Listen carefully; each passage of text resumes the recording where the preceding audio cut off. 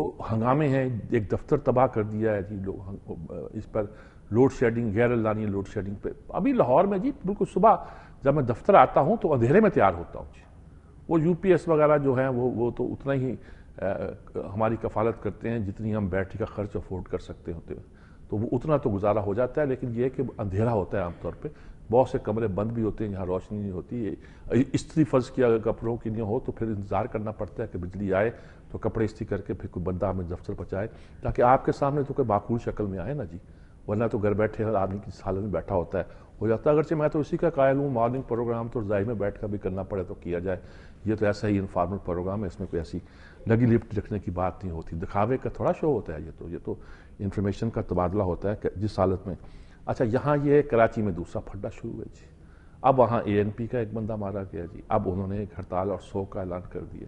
تو وہاں کی حالات بھی الطاف بھائی نے کہا ہے، الطاف حسین صاحب نے لندن سے، کہ یہ دیکھیے دہشت اللہ کی قوم پرستوں کو سمجھائیے ورنہ حالات میرے قابو سے باہر ہو جائیں گے. دیکھیے یہ ساری صورتحال کراچی میں جو پیدا ہوئی ہے، لاہور میں ہے، اور یہ اچھا ادھر ہمارے زرداری صاحب کو ہم تلاش کر رہے تھے، کانفرنس ختم ہو گئی، کوئی ان کی خبر نہیں آ رہی کراچی والوں سے. آج ایک کالم نویس نے بتایا کہ جناب وہ وہاں سے لندن چلے گئے. کس لیے وہ چلے گئے؟ جنگل کا بادشاہ ہے، جو چاہے کرے، کوئی آپ روکنے والے تھوڑے ہوتے ہیں. ہمارے ہاں ایک بڑے مذاکرات بھی ہوئے ہیں اور وہ جنرل کیانی اور ہمارے جو دوسرے جنرل وائی ہیں جوائنٹ چیف آف اسٹاف، ان کے ساتھ امریکن جنرل کے ہیں، اور وہ مذاکرات کی سطح کے ہیں، یعنی ٹاپ سطح پر ہیں. ان کا جو جنرل ایلن ان کے کمانڈر وہاں ہیں وہ موجود ہیں. سینٹ کام کا کمانڈر جو ہے جنرل مٹس وہ موجود ہیں. آج ایک کالم نویس نے یہ شوشہ بھی چھوڑا ہے، اور شاید ہو سکتا ہے ٹھیک ہو، کہ پاکستان سے یہ معاملات جو ہے نا اب ٹاپ لیول پر، یعنی کہ وہ ان کا پیٹریوس نہیں آئیں گے اور chief of staff Admiral Muller نہیں آئیں گے، بلکہ لوکل لیول پر طے کیے جایا کریں گے، چھوٹے کمانڈر طے کریں گے. پاکستان کو اہمیت نہ دی جائے اور اس مسئلے کو پاکستان کے بغیر طے کیا جائے.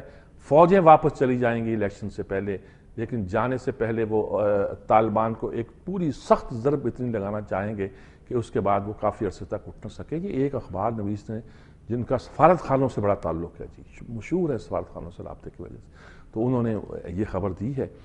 پتہ نہیں یہ خبر دلائی گئی ہے یا خبر سچ مچ ایسی ہے، اور اگر یہ بات ہے اور یہ بات اسی طرح چلنی ہے تو انہوں نے بھی خدشہ ظاہر کیا ہے کہ روس جب واپس جا رہا تھا اس وقت امریکہ نے ہمیں اس طرح ہی چھوڑا تھا، اور اس کا نتیجہ جو نکلا تھا وہ بعد میں دنیا نے دیکھا تھا. بہرحال بہت کچھ ہو رہا ہے اور بہت سی باتیں جو ہیں. وہاں بلوچستان کی قرارداد وہ پیش کرنے والے شخص جو تھے، بیکر کیا نام ہے اس کا، وورا بیکر کیا نام، اس نے کہا ہے صاحب کہ میرے پاس 12 لوگ موجود ہیں کانگریس کے جو اس کو سپورٹ کرنے کو تیار ہیں.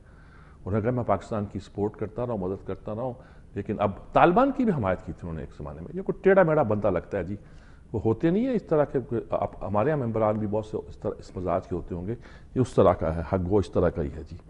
اچھا اب یہ ساری خبروں کے ساتھ انڈیا سے ایک خبر آئی ہے جی کہ ان کے آرمی چیف کا ایک خط جو ہے نا وہ لیک ہو گیا ہے کہ ہمارا 97% اسلحہ ناکارہ ہے جی. فضائیہ کے پاس جو ہے دوسرا اسلحہ ہے جس پہ ہم کہتے ہیں جی ان کا بجٹ 13% بڑھا دیا گیا. اسلحہ ناکارہ کیوں ہے؟ اور وہ کہتے ہیں 2 دن کی جنگ کا اسلحہ چکر کیا ہے. تو میں کل بھی وضاحت کر رہا ہوں، کئی دنوں سے کر رہا ہوں کہ غالباً وہ بڑی بڑی جو چیزوں میں انویسٹمنٹ کر رہے ہیں، اور کہتے ہیں گولہ بارود کا کیا ہے، جب جنگ ہوگی ہم لے لیں گے. شاید ڈیفنس منسٹری نے کوئی اس طرح کی حکمت عملی بنائی تھی. اب آرمی چیف کہتے ہیں جی آپ نے ہمیں دیا ہی کچھ نہیں ہے، آج جنگ شروع ہو جائے اور دشمن ہم پہ اٹیک کر دے، ہمارے پاس 2 دن کا گولہ بارود ہو، ختم ہو جائے تو کیا کریں گے. وہ اپنے سسٹم کو ناکافی سمجھتے ہیں اور اس سسٹم کے حوالے سے انہیں بہت سی ریزرویشن ہے. چلیے یہ بات بھی. اچھا اب یہ بڑی خبر تھی، یہ جنرل کیانی سے ملاقات، پہلا رابطہ ہوا ہے. ادھر میمو گیٹ چل رہا ہے جی. میمو گیٹ والے بھی سپریم کورٹ میں گئے، بھئی ہم اس مہینے کے آخر تک تو ختم نہیں کر سکتے. یہ جو وکیلوں کے چکر میں یہ دوسرے گواہوں نے آنا تھا، وہ گواہی دینے کے علاوہ دللے تللے بڑے کر رہے ہیں. حسین حقانی صاحب نے اب سپریم کورٹ میں وہ بھی پہنچے ہوئے ہیں. انہوں نے کہا جی مجھے آپ نہیں دے رہے ہیں کہ ویڈیو لنک کے ذریعے میں وہاں سے بات کروں، اور مجھے یہاں حاصل نہیں ہے، سیکورٹی نہیں بڑی. انہوں سپریم کورٹ کہتے میں نے بتا دیا کہ مجھے ایجنسیوں سے ڈر ہے، فلاں سے ڈر ہے، فلاں سے ڈر، ماردویا جاؤں گا میں کیسے آؤں پاکستان سے؟ بڑی مشکل سے تو نکلا ہوں پاکستان سے، اب میں کیسے آؤں؟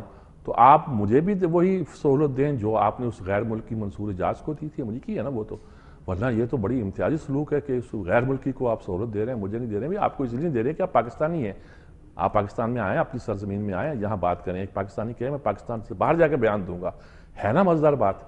اور آج آیا کہ وہ شاید ایک اخبار کی خبر ہے پاکستان ٹوڈے کی ہے کہ حقانی جو ہیں وہاں پولیٹیکل اسائلم مانگ رہے ہیں امریکہ میں، کہ سیاسی پناہ دے دی جائے انہیں.